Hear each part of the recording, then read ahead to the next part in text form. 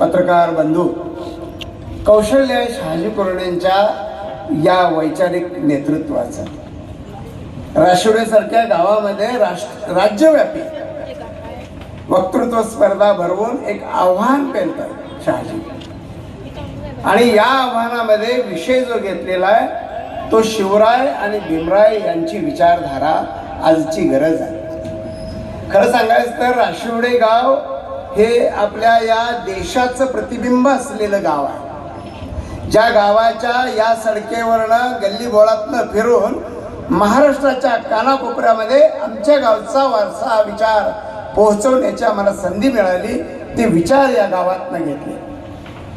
12 अलुतेदारांचं हे आमचं गाव की ज्याच्यामध्ये सुतार, न्हावी, शिंपी, कोळी आणि सगळ्या जाती धर्माची लोक अगदी गुण्या गोविंदानं नांदतायत. आणि तो वारसा घेऊन ताते आम्ही गेलो.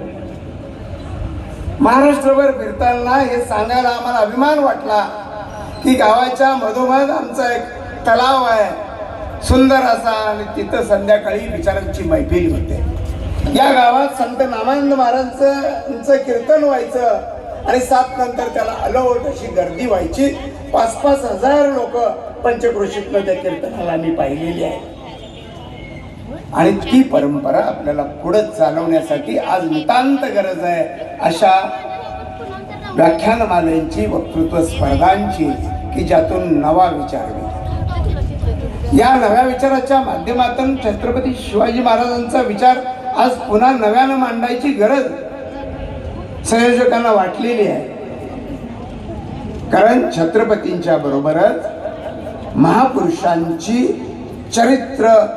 चारित्र्य खराब करणारं एक वेगळं काम या देशामध्ये आणि राज्यामध्ये चालू आहे.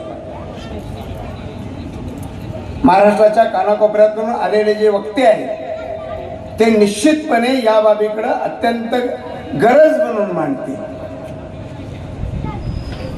या भूमीमध्ये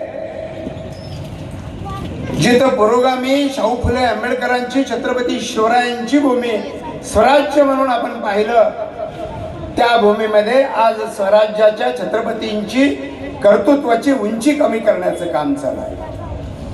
छत्रपती शिवराय थकले आणि ते रामदास स्वामींच्याकडे गेले आणि राज्य सांभाळाचं आवाहन केलं.